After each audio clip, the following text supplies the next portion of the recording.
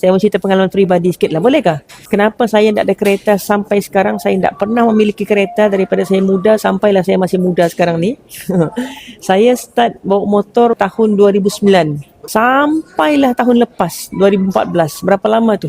Sekitar 15 tahun saya naik motor. Kenapa saya tak boleh kereta? Sebab saya rasa saya seorang. Buat apa mau beli kereta, seat banyak-banyak sedangkan yang duduknya seorang saja. Itu satu.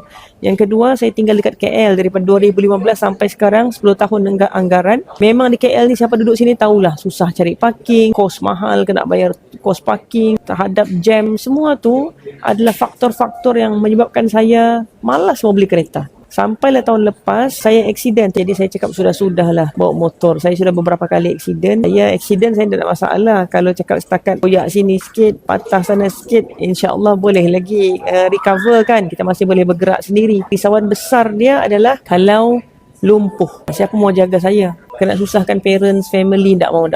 Jadi saya decide, saya mau berhenti, saya mau beli kereta. Saya pun sudah booking sudah mau beli kereta Beza.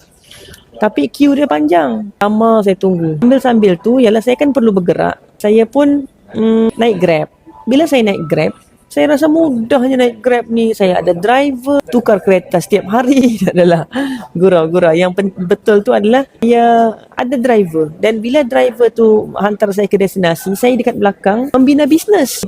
Typing, kan, reply message, jawab, respon, buatlah aktiviti harian. Mau baca buku boleh, mau selesaikan saya punya mutabaah zikir ke apa, boleh duduk belakang. Jadi seolah-olah saya bayar keluar duit tu, saya bayar kos driver, kos maintenance kereta, kos bayar installment kereta. Yang mana kalau tuan-puan buat kira-kira, tuan-puan bawa sendiri kereta, kos maintenance kena tanggung, kos takaful kena tanggung, kos tukar minyak hitam, kos tayar, kos gearbox kalau rosak, kos ini, kos itu, kos bersihkan kereta.